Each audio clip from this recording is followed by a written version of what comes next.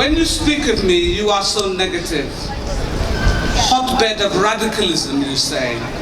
Source of drugs and crime. When you write, you say I'm dingy and on the road to nowhere. You say I'm beset by problems and nothing of worth ever came from me. You form your opinions without taking the trouble to visit. You mention cheap flights from my airport as the only thing that makes me worthy. How little you know. You miss the contrasting colors and cultures, the changing patterns of life, the evidence of faith in the plethora of religious venues. You fail to see the dignity of the women, covered or not. You miss the access to international menus and the beauty of the languages I hear. You do not understand how close I am to nature and the countryside. You fail to hear the vibrancy of the youth with much to say and lots to offer. You forget that people make a place. I am a sleeping giant. I am full of life and contrasts. I live a life of dignity. All people have a place. Your ignorance of me is your loss. I will flourish with or without you. Okay.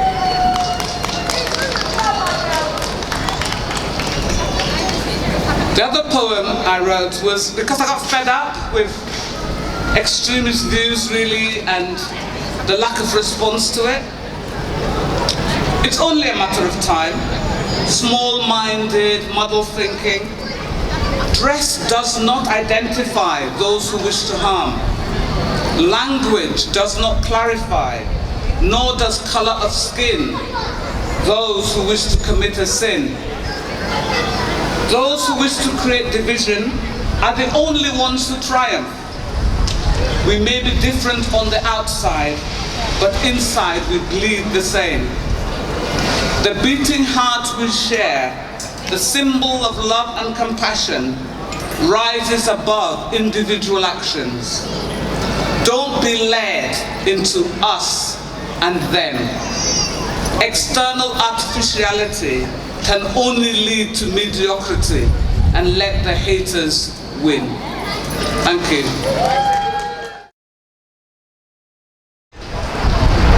It's a risk for me to be doing this, but it's the only thing I can do when I feel trapped every day by everything, feeling emotions to every extreme. Creativity is the only thing that sets me free. If I can create something of value from the thoughts that make me feel worthless, that is what I'll do. If I can grab a hold of the negativity that sits upon my shoulders and mold it into a product of positivity, that is what I'll do. If I can comfort another lonely soul by exposing the existence of my own lonely soul, that is what I'll do. It's not an active choice, it's a compulsion, and it's for the greater good. If only you could see the ways in which I can't breathe, how trapped I feel, the hole in which I'm stuck in, the attention I crave, the love I don't feel, the freedom I need, the tears that fall, the anxiety that makes me weak, the paranoia that chokes me, the numbness that cloaks me, the memories that haunt me, the people that hurt me, the words that never fade, the scars that never heal, the cloud in my brain, the ways I mask the pain, and the bright lights which I see calling my name. I've always believed I was destined for something. I can see it, like a beacon of light in the future, and I'm getting closer and closer and closer and closer. So how can I stop when I feel its warmth settling over my cold, unloved skin? But believe me, I've tried to ignore it. But your soul's purpose has a way of tracking you down and having you on your knees just when you think you've managed to hide. Hide from the very thing you truly seek. You see, it knows you. It is you. And you attract what you are. Creativity is me. The way my skin is me, my smile is me, my brain is me, and my heart is me. I must choose me. This is self-love. And when you make decisions out of self-love, you will make a lot of people uncomfortable. This may include your friends, your lover, and most probably your parents. It will also bother the people who aren't as brave as you, who like the thought of it but don't want it the way that you do. But your soul's purpose isn't to make everyone around you feel comfortable. In fact, your soul is a selfish, fickle thing. Just think of how you will feel the dissatisfaction creep into you until it ferments into depression later in life if you ignore what you truly desire while you have the time. And time is running out. We are living at the mercy of a clock which deceives us into believing we have all the time in the world, when really we might have none. It makes me panic. It makes me rush to answer, how can I prove myself? I often wonder, why must expectations be set into existence? But it is what it is. And deep down you know who you are. You know this is the only thing you can do, and this is the only thing you want. And sometimes even this feels impossible. And that's when you will truly feel what defeat is. I struggle more often than I sow seeds. It's hard and it's easy at the same time. It's hard to put words on it. Words that have been and have never been spoken before. Words that dance in my mind but get stuck in my throat. Words that your ears are shy to hear and my tongue already know. Words that pose as many questions as the answers they show. Words that mean everything to me and little to you. Words are hard and words aren't enough, but they are what I must do.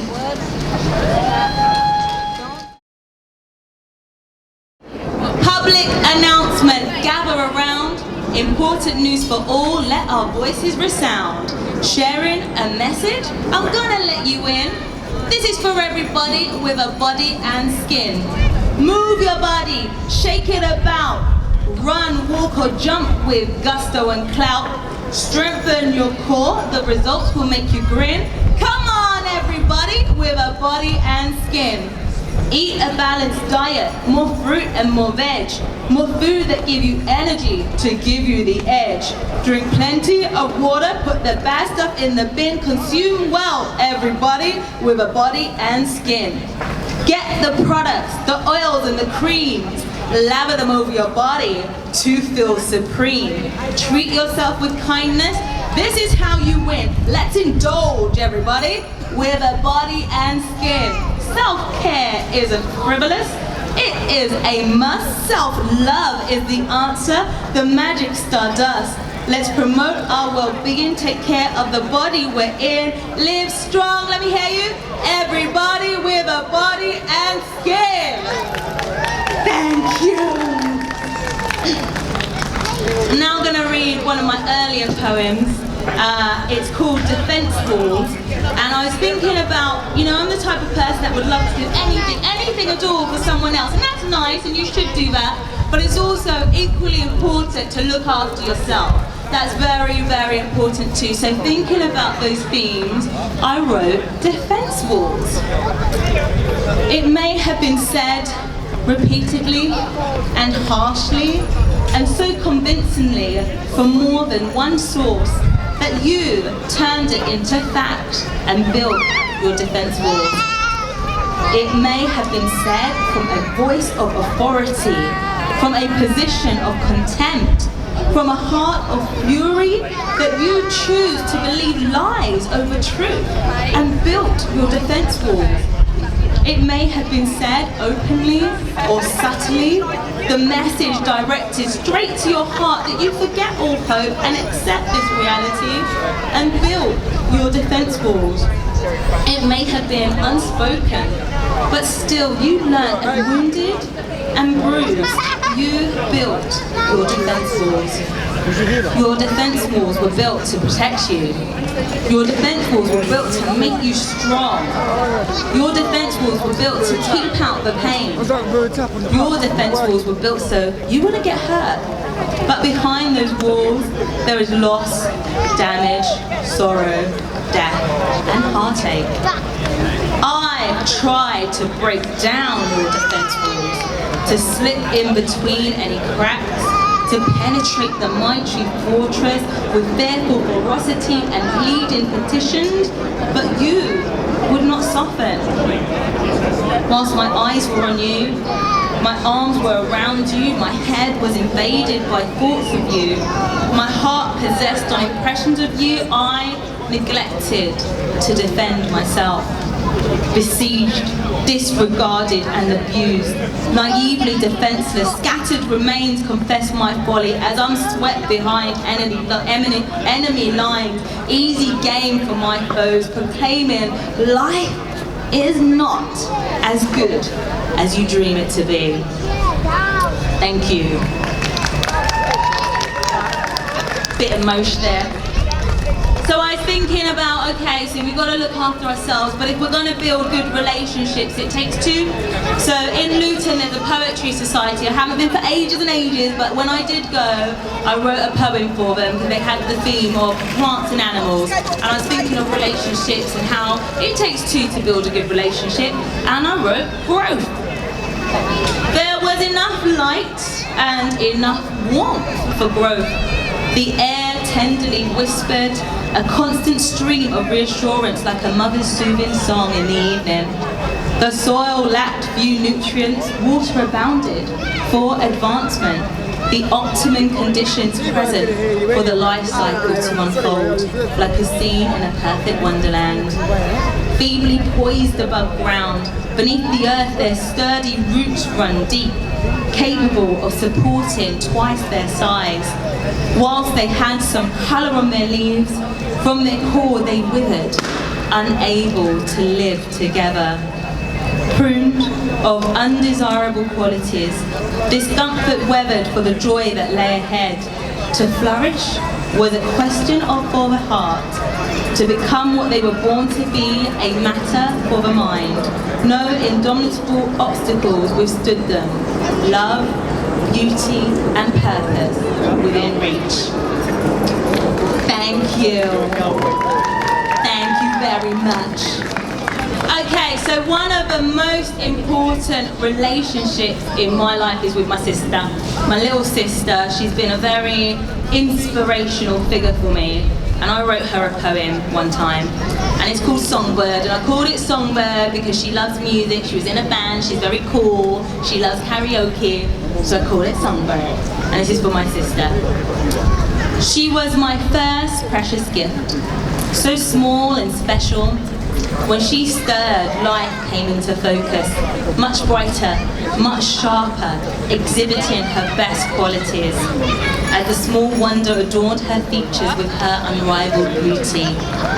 She was full of contagious joy, so innocent and giving. With wide-eyed enthusiasm, she whizzed to and fro, taking delight in small and grand things. She twirled in colour, leaving imprints with every step. She sang into void, bleak vacuum, reviving and animating the breathless. I took care of her. I tickled her belly and poured all my love into her. As she grew, she amassed the following, attracting them with her boldness, charm and charisma. She became a natural leader and a target to some, but cutting attitude would not ground her. I knew I couldn't keep her enclosed behind drapes, hidden behind doors. She had grown too big to contain. With a heavy heart, I set her free, wishing her luck and success on her adventures. She soared high, brightening the sky with her light, colour and songs. But she returned, with laughter and thrills, dancing about me, filling me in with what she found and saw, and off she would twirl back and forth, often taking me with her, leading me across thresholds I never dared to cross. She presented me to the world as someone important and special. Together we danced in excess, blazing through life, inviting mischief and frolics to feast with us as we carved a flamboyant image, creating memories. Until one day she returned and found that I was not myself, but sad, tearful and insular, severed from reality, removed from the facade of peace and harmony formed in my youth, defeated by the strains of life, lost, low and distant, a shell of my former self. At first she watched and waited as hot tears scorched the once golden glow, until I spat venom in and hurled abuse, regurgitating the hurt, pain and grief I could no longer nestle on. And as I withdrew, certain that I damaged our bond, the charm offensive began. A recipient of smiles, winks, kisses, aroused by a touch, a squeeze, a cuddle, nourished by favour and love, protected within her wings, presented with a bed to rest, nursed to vitality, lavished with treats, gifts and surprises, emerging with a newborn zest for life. Standing renewed yet bruised, she strokes my hair, soothing my distress, she paints my lips, bidding me to command the attention and position I merit. She gives me her jumper, riddled with hole and beams, whilst I'm a bit dubious of underwear on show. Thank you. I'm going to read, so another important person in my life is my mother. And I've written about 4 or 5 poems for my mum, and she's like, what? Oh, again? You're writing about me again? She doesn't like it, but she's not here, so I'm going to read you something. But if you meet my mum, you must promise that there's some personal detail in the poem. You must erase it from your memory. Never admit that you've heard this personal detail about my mother. So for mum, my poems have to rhyme because she likes it when it rhymes. It's not a poem if it doesn't rhyme, it's prose. She's very serious about that. And I wrote her a poem called Do You Know Who I Am? Now, my mum likes to say, do you know who I am? As a bit of a joke. You know, people say, oh, do you know who I am? She likes to say that a lot. And my dad, very practical man, he got my mum in serious trouble. When my mum travels about, goes to London for work and whatnot, he gave her a penknife so that she can eat her lunch, because on a penknife, you've got a fork and a spoon and a knife. So one day, my mum went into this courtroom and she had to put her bag through security. It alarmed. The security guy said, why are you carrying a knife? And they confiscated the knife from my mum, and it was all very embarrassing. Everyone was watching. And I thought, you know what, this is when you should have told them, do you know who I am? So this is for my mum. Who do you mistake me for? I am not impressed, that's for sure. I'll tell my husband he'll wage a war. Do you know who I am? From St. Thomas Parish by the sea, I'm of Jamaican stock, can't you see? With a glowing smile and sparkling personality. Do you know who I am? As a young country girl, I dreamt for more than my home Johnstown could cater for. When I got the chance, I left Jamaica's shores. Do you know who I am? I landed up in England, arriving here to lend a hand, becoming a nurse, it was the country's demand. Do you know who I am? I've worked over 50 years in healthcare, with babies, children, adults, the whole affair. Favoured by all, I'm a nurse extraordinaire. Do you know who I am? My children are a joy to me. They say I'm kind, sweet and lovely. I remember rocking them upon my knee. Do you know who I am? I've been married for almost 4 decades. A long-lasting marriage we've made the grade. Here's the one for me I won't dare to trade. Do you know who I am? I've worked hard, but I've had some fun. I've had my share of days in the sun. I've got beautiful friends and family. I can't be glum. Do you know who I am? I've been described as a trusted friend, supporting, caring, gentle, I never offend. I'm giving, patient, funny, a perfect blend. Do you know who I am? I thank God I've now turned 70. I've been blessed, God has been so good to me. I'm still young at heart, don't I look 53? Do you know who I am? Thank you.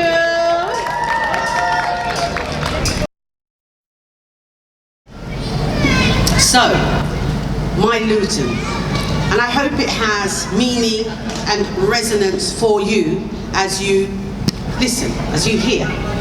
So here we go.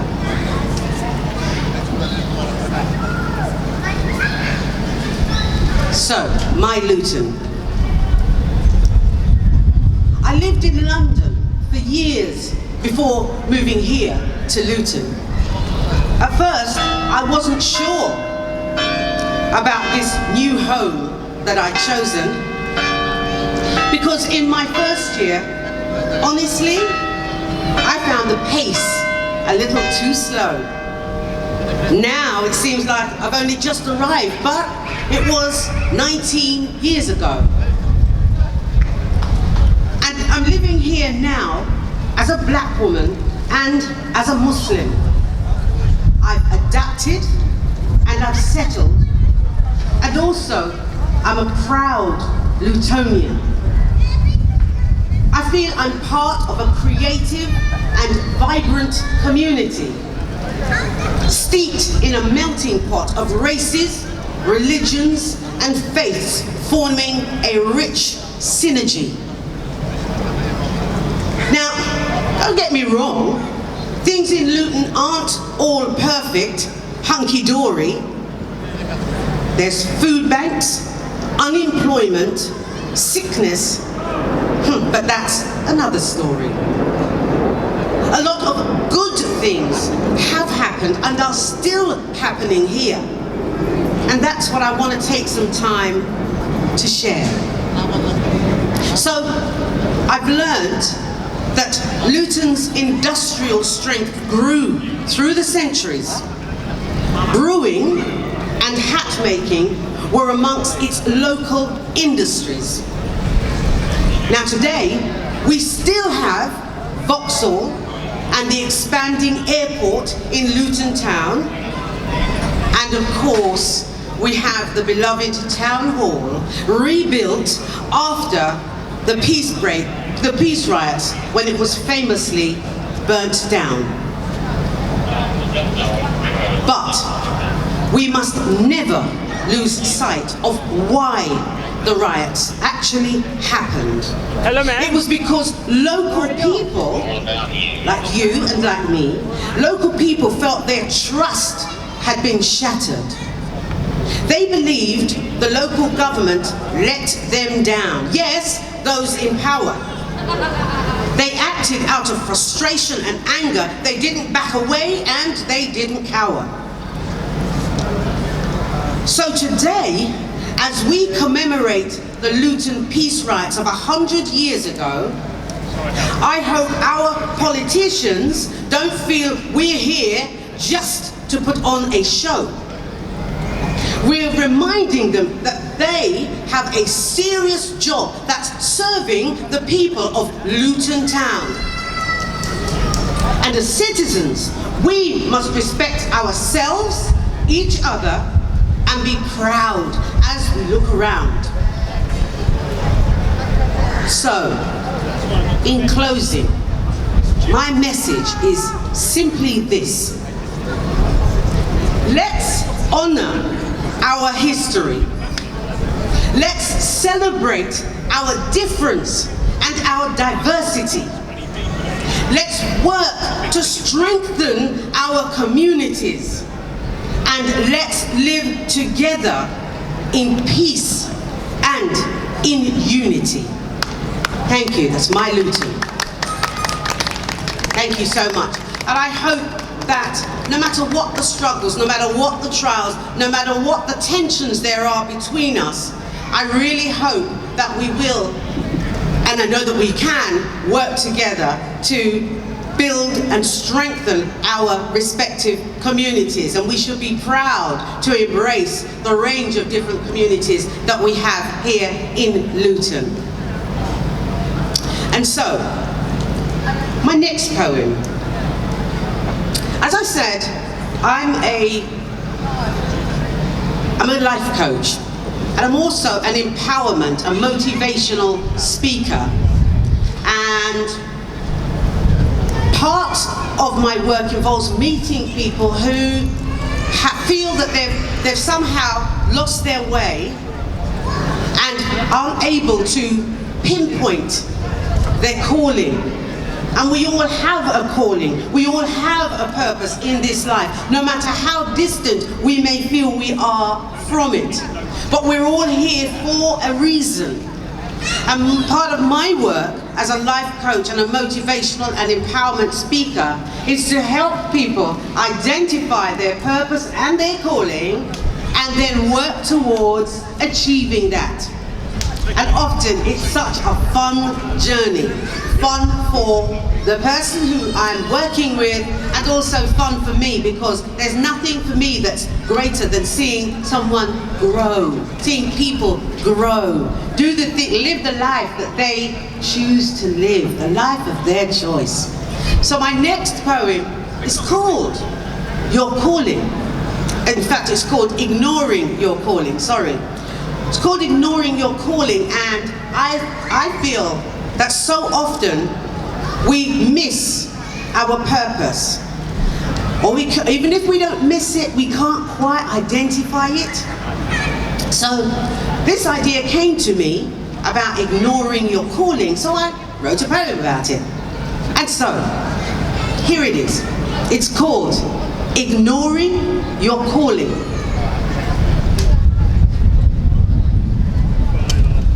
Are you ignoring your calling, avoiding the chance to grow, making excuses and stalling, stopping when you should go? What are you running away from? Is living an empowered life so wrong? Just start believing you deserve the best and take every opportunity for your success.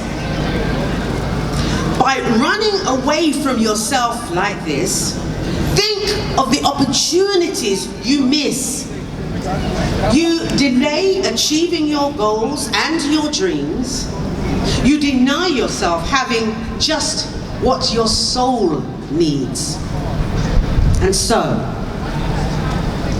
accept what's past and just move on. Be grateful for everything you have done. Don't stop.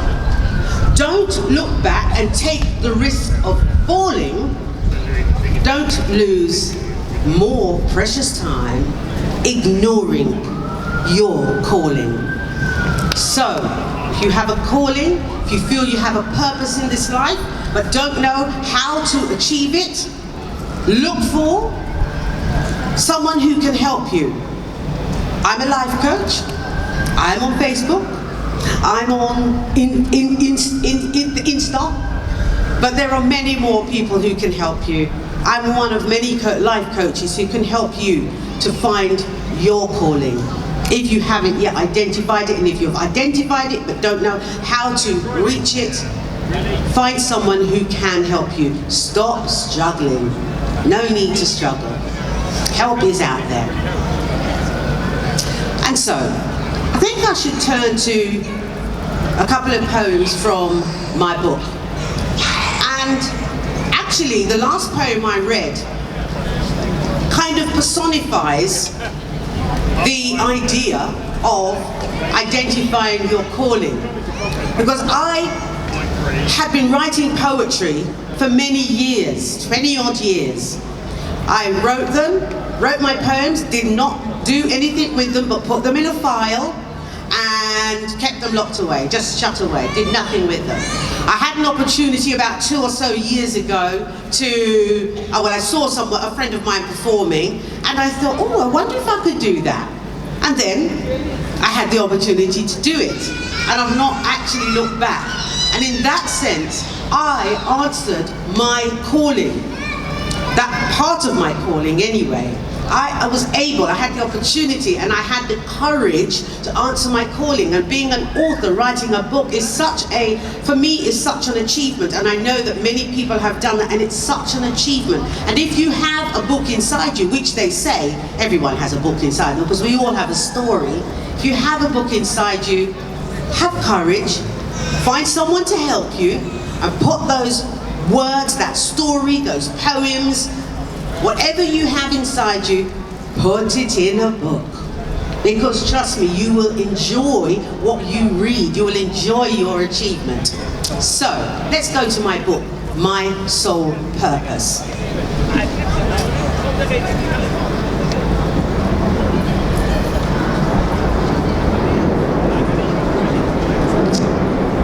And so, the first poem that I want to read from my book is called Remove the Mask. One of the things that holds us back in achieving our goals and our dreams, in my experience, is that so many of us wear what I call a mask. The mask may be, fear. The mask may be, no one will listen to me. But the mask may be, I have nothing to offer. The mask may be, no one wants to listen to me.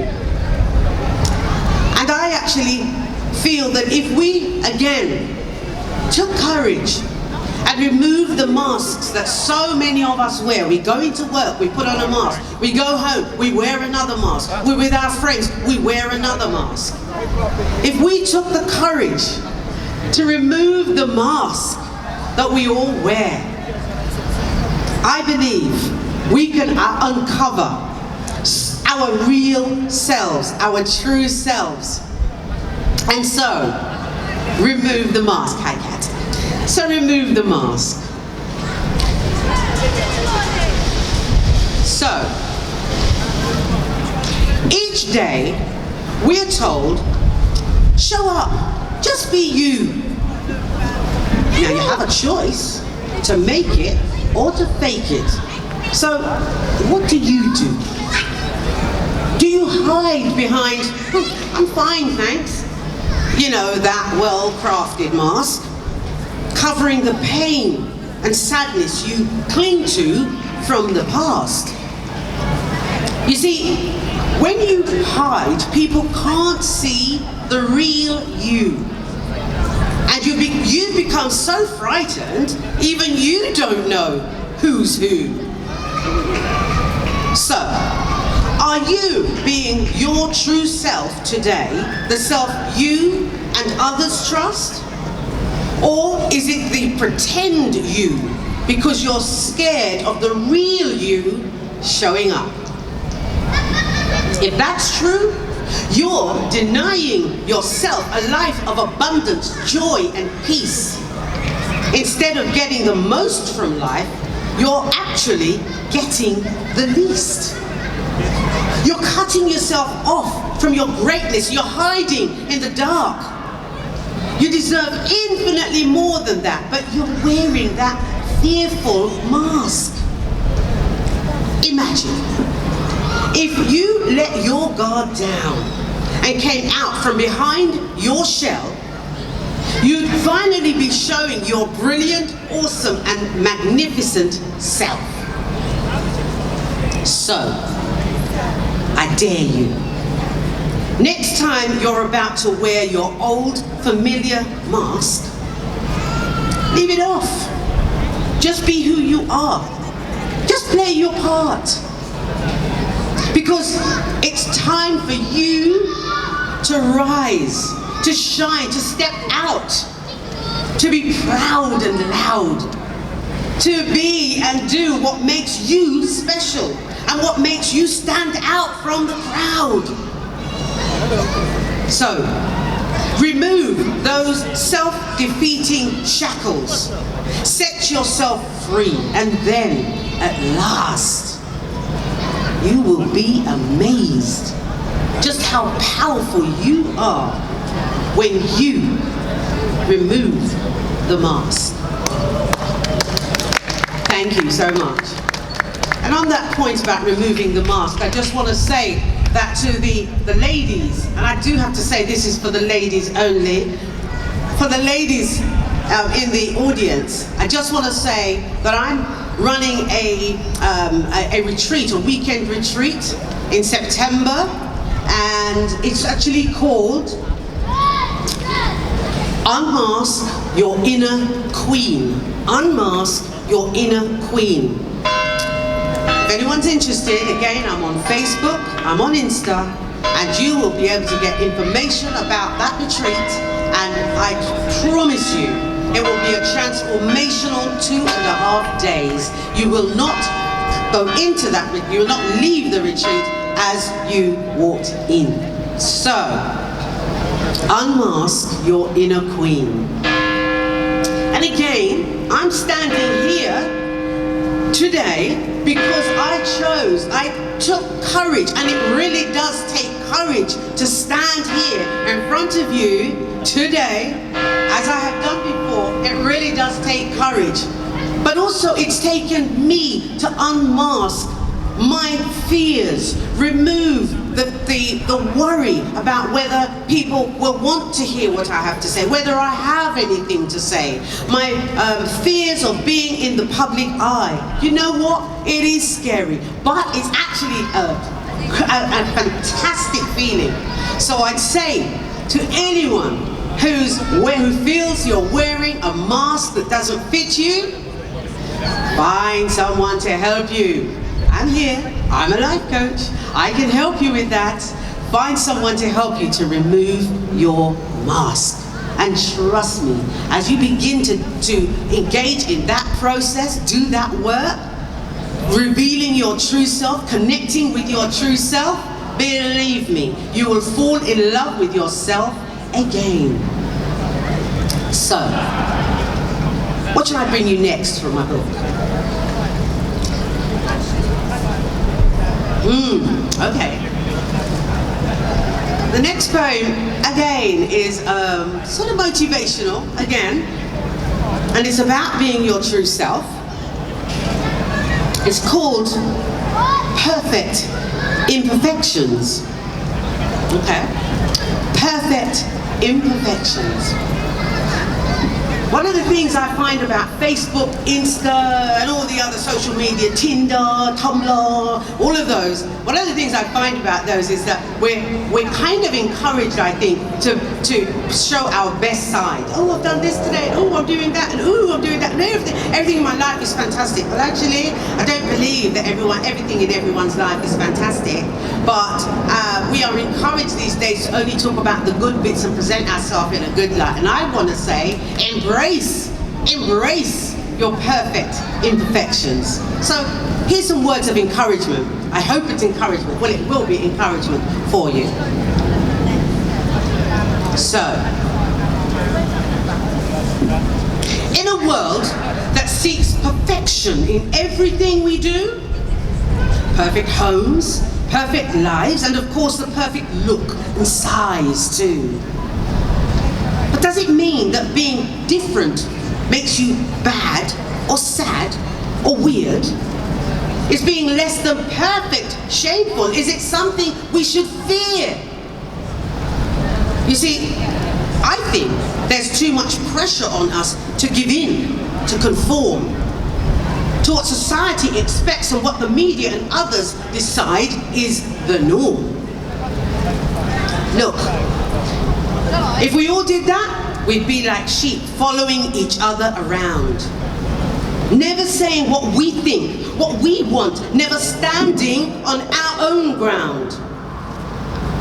Make no mistake, when we allow other people to control or silence our voices, when we let them deny us our rights to act, to make decisions, and to make our own choices, we give up our personal power And being denied this essential aspect of ourselves makes us feel unheard and unhappy, and ultimately can make us feel unwell. And when you're sad and your spirit feels defeated, you cannot be your best. Instead, you feel confused and worried, and that can lead to stress. It can cause all sorts of problems, like putting relationships under strain, and then we end up searching for someone else to blame. Now, we all know it's not possible to live a totally stress-free life, but start by not always making yourself wrong and others right. Showing love and respect for yourself is a healthy way to be. Don't spend all your time on others when you also need to be pleased. Now, I believe perfection is subjective and at times reductive. It's a very personal concept. Though we all have our own beliefs about what is best. Just don't judge others or be judged by a single view of perfection. Create your own ideas about what's best for you based on your values and your perceptions. So, stop looking for perfection. Let it go. It's just a myth. What's real is your vulnerability when you feel you really want to quit. Remember, it's okay if you just don't want to fight. And it's fine if you don't always get it right. Just trust the process. Follow your inner guide and its directions. And then embrace, yes, embrace your perfect imperfections. Thank you.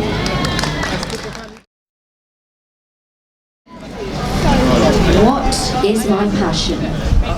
Be it rain or shine, no matter how hard the hailstones clash, no matter how icy the roads, no matter how scorching the sun, no matter how wet the pave, no matter how windy the air, if you still march towards your goal, for that is where your passion lies.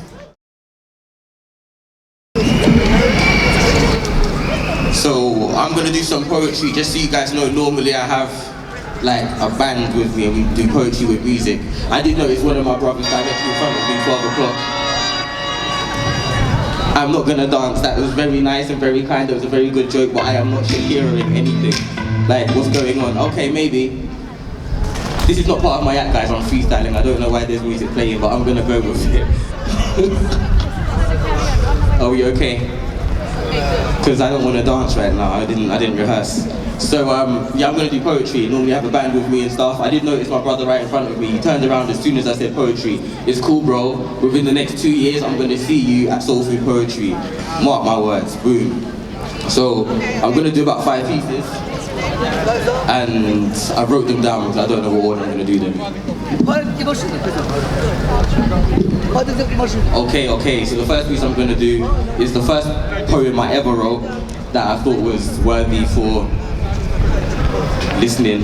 So I thought, well, here, let's do it here, and then let's do it in Luton. Boom, bam, how are you doing? So I was just saying this is like the first poem I ever wrote, but you don't need to stay if you don't want to. What's this you got on?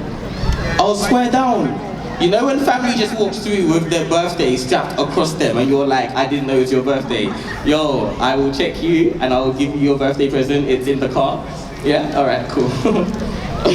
So yeah. The pimp's not in the crib, but I'm about to drop it like it's hot. Words like pimp. Forgot there was kids around, so I'm not gonna say the next few lines. Crib. To describe our community is up to us to make a stop. The first pimp for business class Africans, and subsequently we now have Caribbeans, Americans, Englishmen, European, and all are superior to being an African. To add insult to injury, Mother Africa is being crippled by overgrown human blood-sucking mosquitoes, aka corrupt politicians. Still following the lies and beliefs of a European god superstition, and yet still quick to visit the juju magician alongside pills and injections of poison from the enemy's medicine. And from all the milk and honey leaving my mother, it's treason she's exploited by my older brothers. The National Agency for Food and Drug Administration done no hard one with the silent war, yet still we turn blind eyes and open the doors. But there is no smoke without fire. So when I hear of HIV, AIDS and sanitary pads, that is a serious accusation.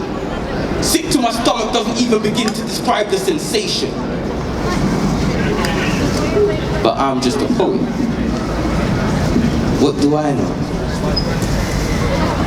The transatlantic slave trade was the single worst atrocity ever witnessed to mankind. The magnitude of such an operation over such a long time simply blows my mind. Extracted on demand like pollen to bees, sold, raped, lynched famously off of trees. The stench precipitating amongst us today, still riding the breeze.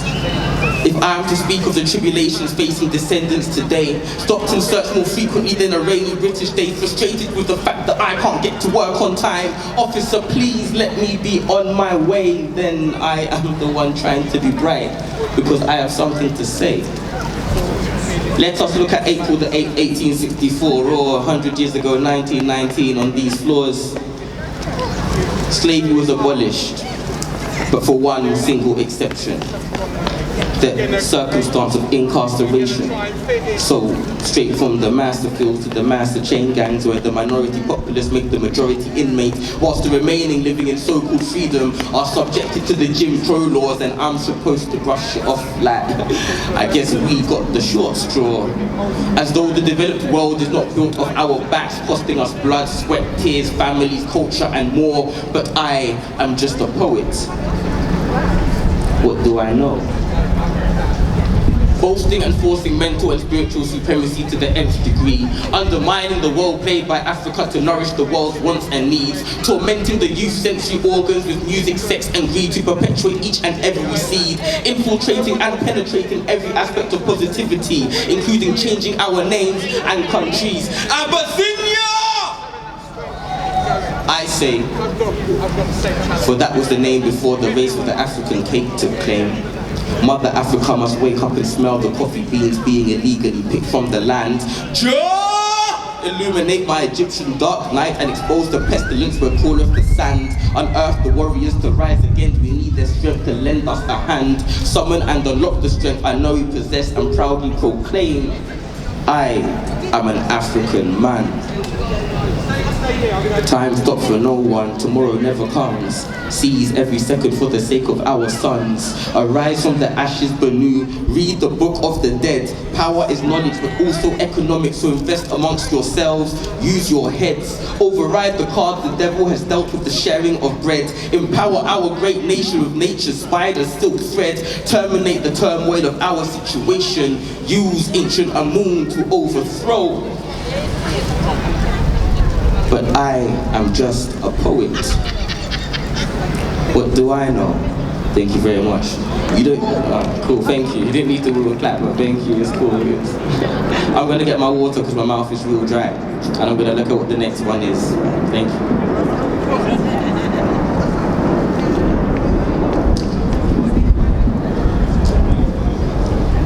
Thank you, you know what, yeah? That's not even meant to be that long. It took like 6 minutes. And so thank you for listening, because I thought it was like under 5. But I obviously felt the moment, got carried away and just took my time with it. So yeah, the next piece that I've got coming is, well, that was the first piece I wrote. The next piece is where I learned about poetry. So it was like my first real experience, because I was always top in school for English, even though I didn't get to do it at university because the system's just mash up, innit? So this piece I wrote about the time when I got into poetry.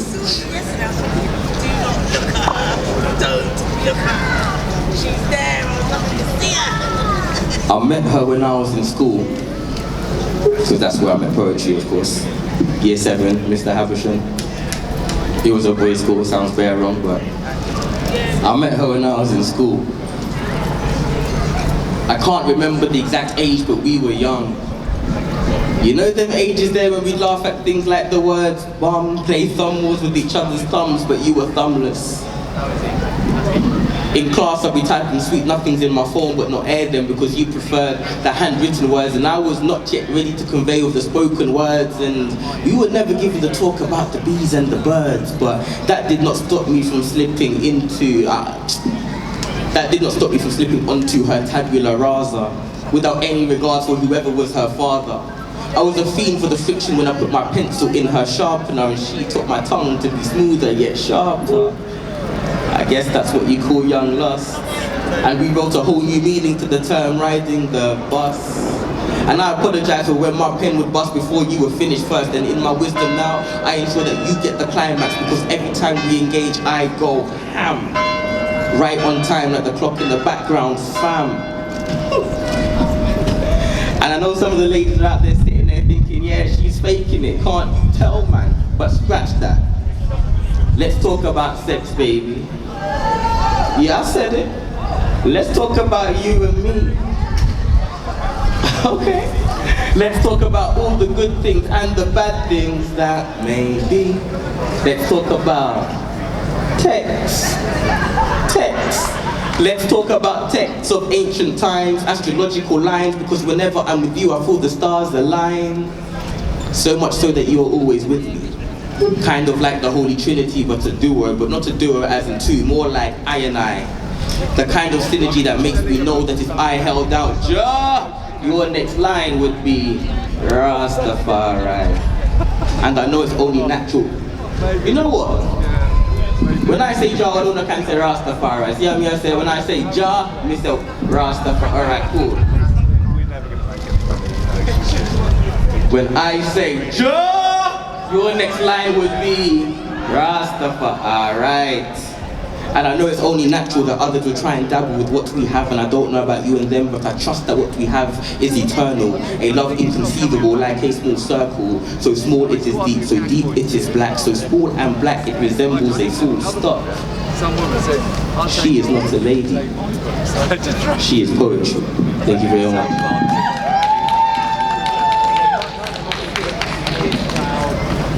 Boom, bam. Thank you.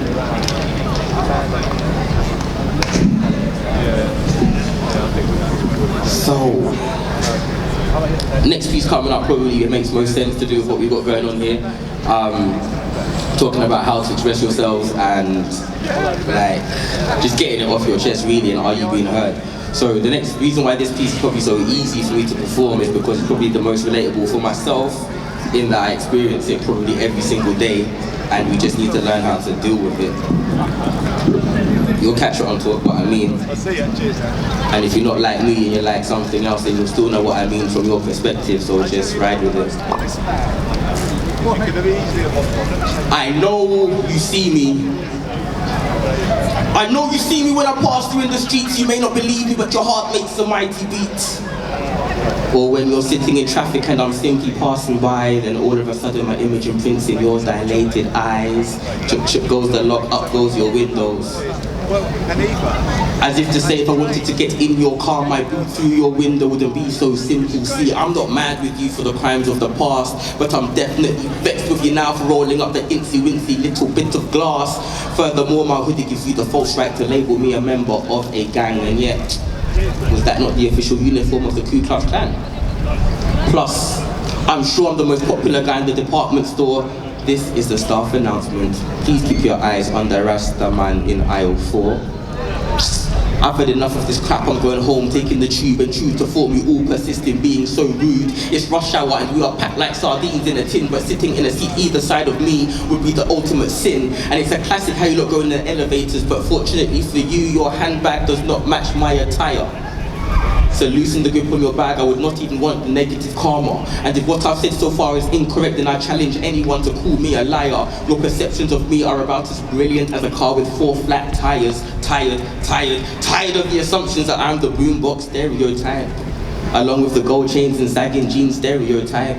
kind of an oxymoron, but I am the new and improved prototype, pro 2 types of dealing with your selective sight. Either walk in the shadow of my stereotype and your proven foresight, or step out of my supervening shadow and regret your actions in hindsight. Now, if you want to listen to that again, find it on YouTube. Now, let me touch a bit on my genetic appearance. Non-apologetic for the lack of social adherence.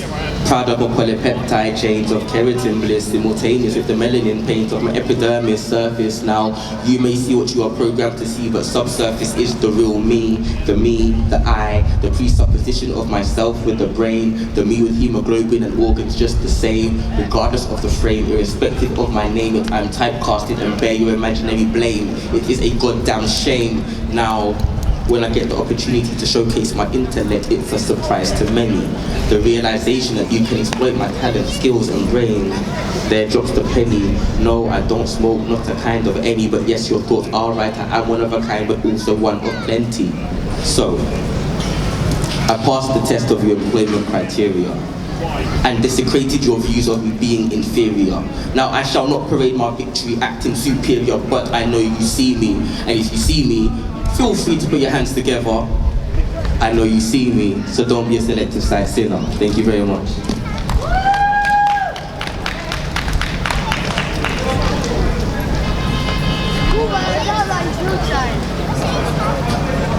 Alright, boom bam. So I don't know how much time I have left, but I'm part of Soul Food Poetry, and we do poetry, spoken word events, like I said, with like a band, a big live band, but couldn't happen today because it just couldn't happen today. So it's me and my voice. So me and my voice are gonna give you one of the most recent pieces that I put together, and I've already done it here a few times just to warm myself up for this. So I hope I get it correct. So if you heard it before, it's because I'm trying to warm myself up earlier on. And I'm just grateful that I got the opportunity to do that. So I would ask if you're born in the 90s or 80s or whatever else, but it doesn't even matter. You just need to understand what's being said because it transcends time, really.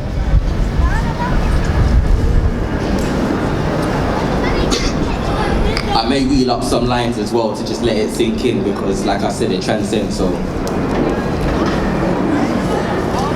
Born in the 90s, baby grown and past 25 years was the prediction, but check me out, I'm still alive.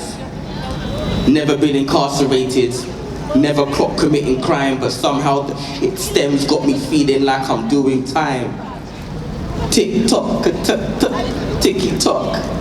The rat ran up Grandpa Ben's clock.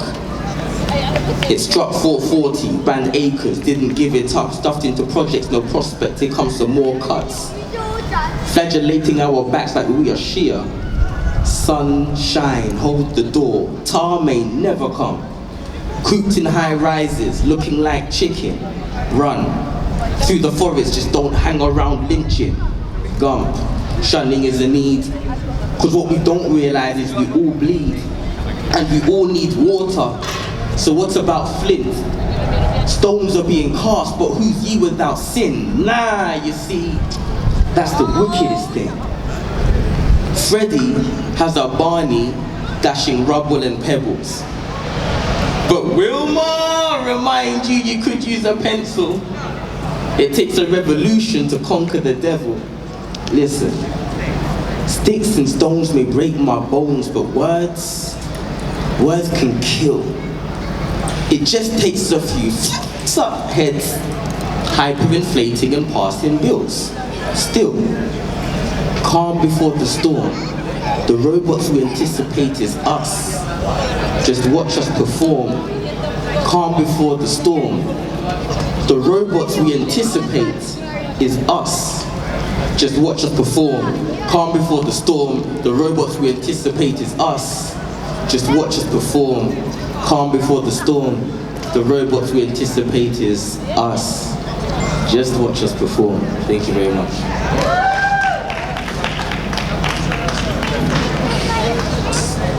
Alright, I'm gonna check the timer and just see what's good. Oh, 2 minutes, yeah? I've only said you're trying to get me off because you think that spoken word ain't doing the thing, yeah? But how about I'm gonna control the mic all night long? All night, Okay. Okay. So you're ready to party, right? Alright. Okay. Yeah, come on. Alright, cool. We ain't got any time left, so boom bam. Finish it on a 1 minute. Because I've only got 2 minutes. You can time it if you want. It takes many years to reap the fruits from the tree, but only 60 seconds to plant the seed. So with that analogy in mind, I plead thee to allow me to cultivate your minds to fruition. Can I have a minute, please? You see, the devil's not ageist, not sexist, nor racist. He is the thief that comes to kill, steal, and destroy. So it's imperative that we protect the next generation, our seeds, the innocent, impressionable little girls and boys, because it's not just Kanye who was a college dropout, and it's not just Lauryn Hill who was miseducated. The Clarks, psychologists, the Clarks showed the whole world that all kids preferred white dolls to black dolls. Now, I don't need to see a raise of hands if you saw the white doll, black doll, price tag scandal in Tesco's, but can't go on like we didn't know it's wrong from the get-go, so let us just face the facts. The leaders of today are groomed for that position, regardless of their shoe size, regardless of tuition, like the man them in the building. So the only way to overcome what has already been done is to reverse the situation of our education. Thank you very much.